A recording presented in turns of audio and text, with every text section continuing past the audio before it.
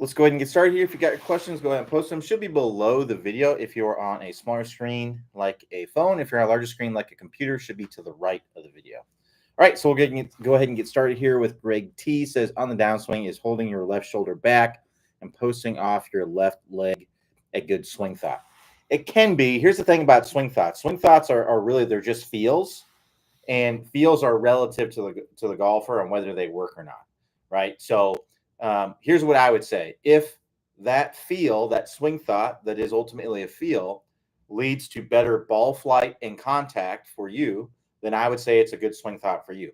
It may not be a good swing thought for me or for your buddy or anybody else, but that's how you can gauge whether it's a good swing thought or not. And generally, my good to know whether a swing thought is good or not is if it directly improves your ball flight or contact, then it's good. If it's not, then it's kind of just something maybe getting in your way and you're overthinking things and and things like that. So that's really what it comes down to. If you literally held your left shoulder back, it wouldn't be a good thing, right? If you literally did that, if you literally went like this, right, that would not be a good golf swing, right? But this is a feel.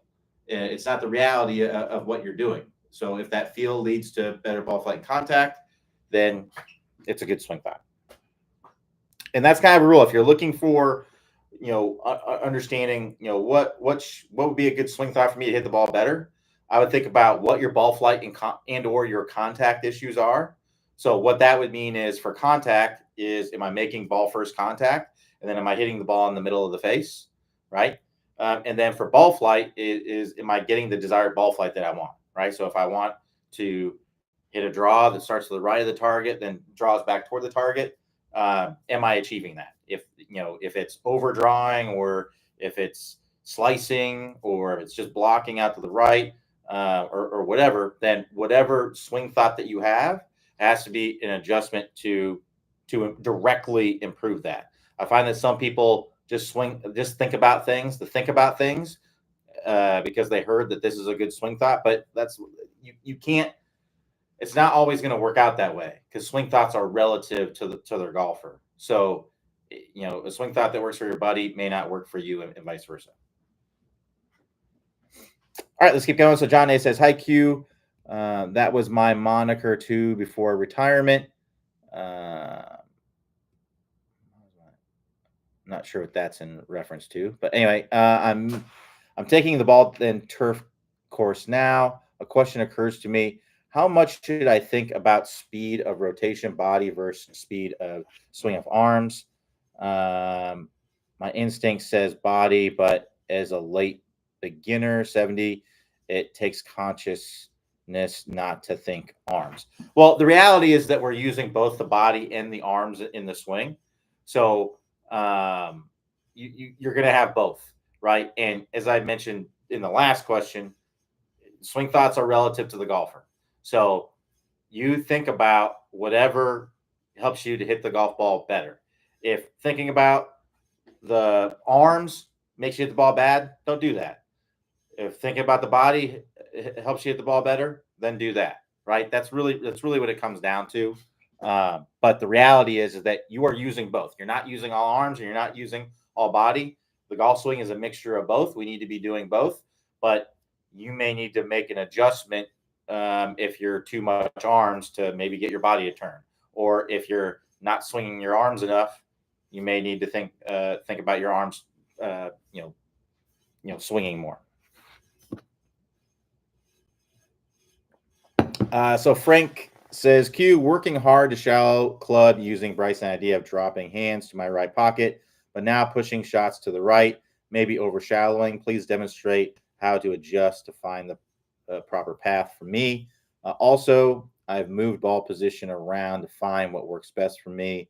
Now I'm shallowing. Any thoughts? Thank you. So yeah, I mean, it sounds like you're over shallowing. If you're hitting the ball out to the right, that's generally an indication that you're over shallowing. So I would either tone down the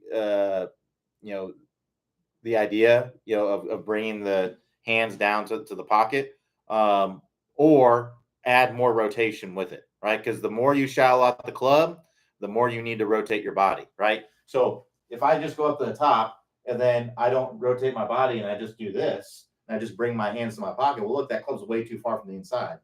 I need to add rotation to that. That's what the best players do, is they shallow out the club and they rotate, right? That's the whole reason why we want to shallow out the club, or the main reason why we want to shallow out the club is the more we can shallow out the club, the more we can, the more we're incentivized to rotate the body.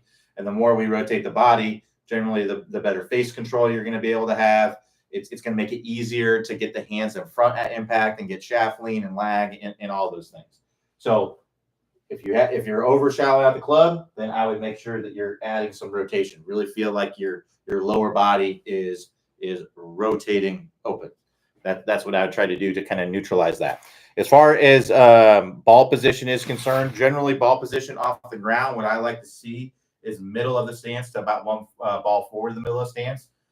If you're hit, that's for like a stock shot. If you're trying to hit like a specific kind of shot, like a specific trajectory, if you're trying to hit it lower, you can put it a little bit farther back in the stance. So for me, I like to hit my wedges a ball back of the middle, because that helps me to hit more down on the ball, which can help to get a little bit more spin, and also helps to keep it lower.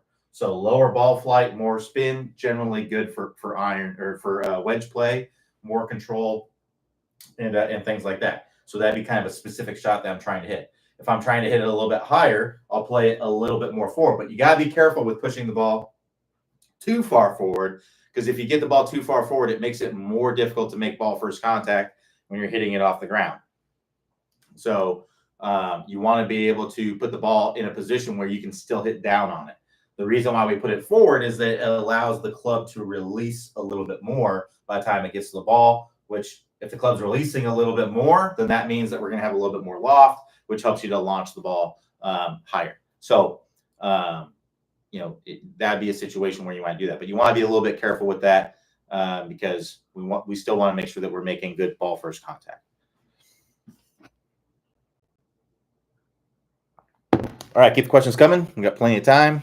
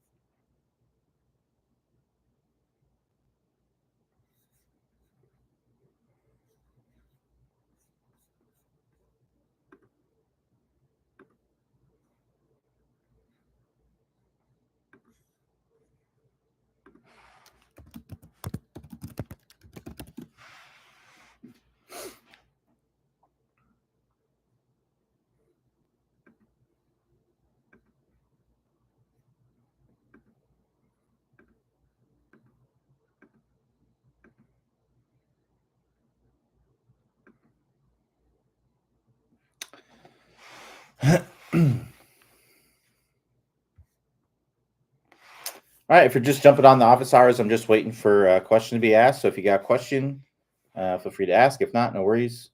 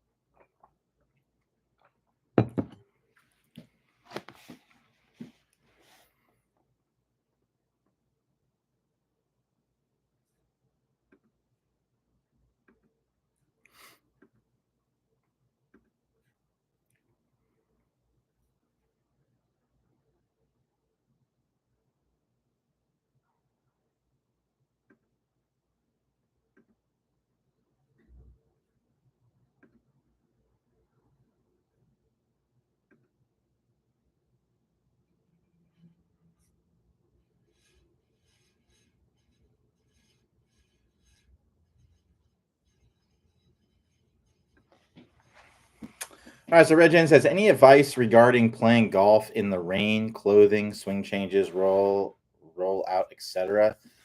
So yeah, I'd recommend an umbrella. Try to keep your hands and your grips as dry as possible.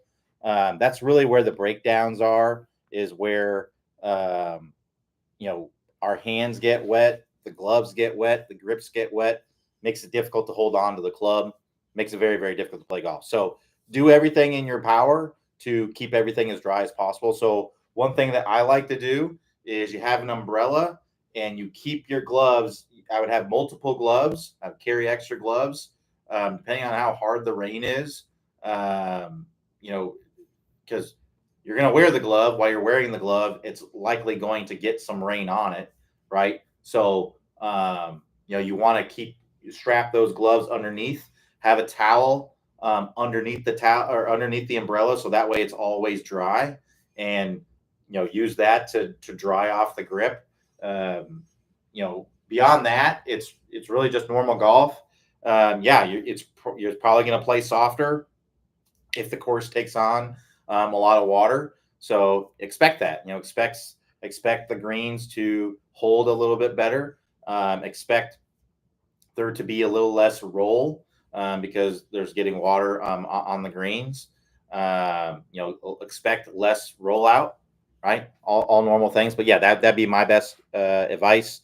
Have an umbrella, have a towel, have multiple gloves, keep it all underneath the umbrella. Usually the umbrella has, you can strap the gloves to the pole of the umbrella, but usually you can, get the towel kind of over one of the things underneath. Have multiple towels. Try to keep things as dry as possible.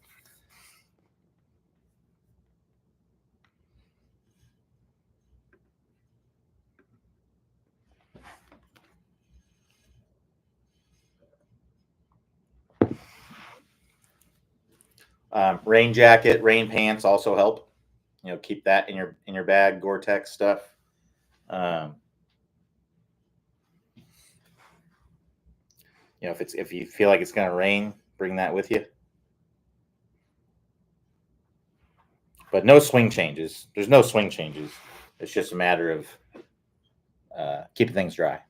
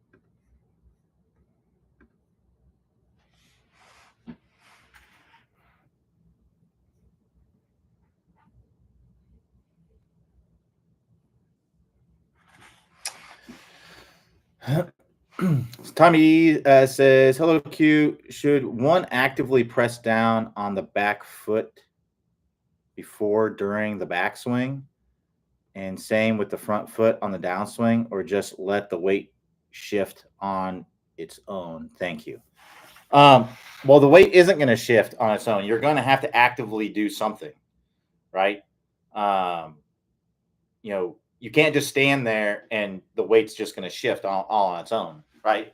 If I stand here and I just stand here and I don't actively do anything, nothing's going to happen, right? So yes, I need to actively shift into my trail side and actively shift into my lead side.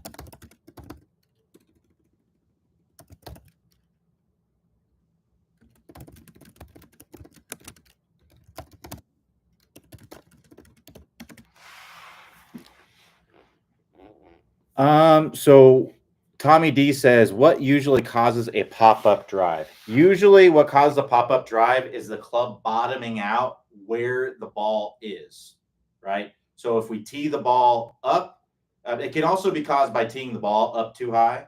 But if we have the ball teed up and we swing underneath it, that means that the club is bottoming out where the ball is. And usually that's because of an over-the-top swing. If we come over the top and steep, the club will tend to bottom out where the ball is or more toward the target. Whereas if we swing more from the inside, you can imagine how that club's going to work more up into the ball, right? So usually pop-ups are caused by one, teeing the ball up too high, and two, um, basically coming over the top, moving the bottom of your swing arc more where the ball is instead of having the bottom of the swing arc before the ball by shallowing it out and hitting up on the ball. So if you want to work on that, what I'd recommend doing is working through the 20-minute shallowing fix with your driver. It could also be set up, if you have the ball position too far back and with the ball teed too high, and all of that can kind of combine up. So we want to hit up on the ball. You play the ball, forward in your stance. You may want to tee it up a little bit lower and swing from the inside to hit up on it. Imagine you're driving a nail up into the ball. But working through the 20-minute shallowing fix with your driver can help with that.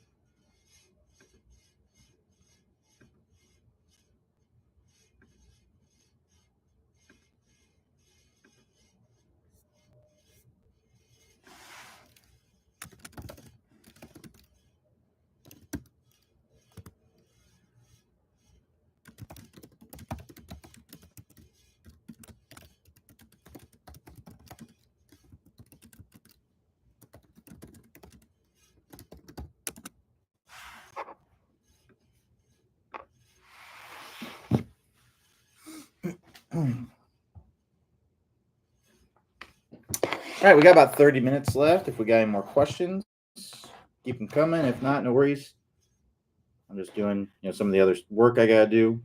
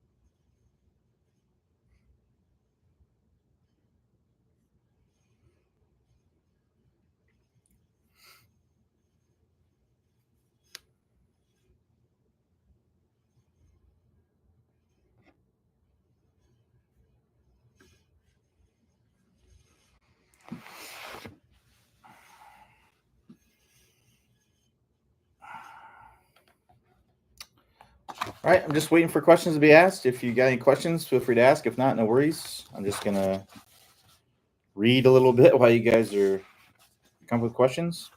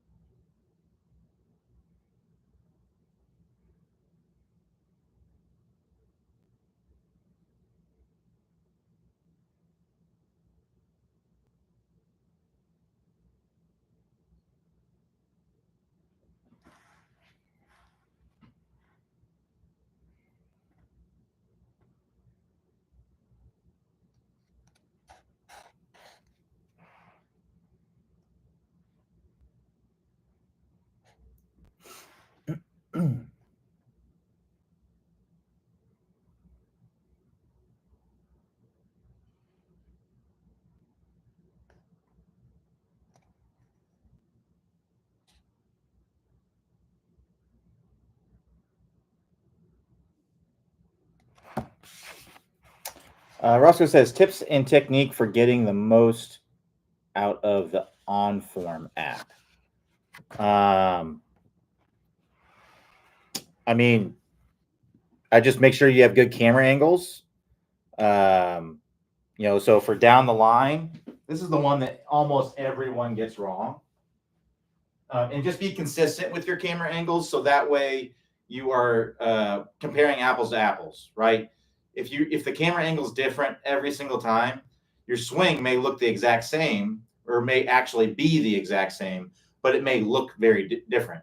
Or you could be doing something very different, and it can look the exact same because the camera angle is off, right? So really, I can't emphasize this enough.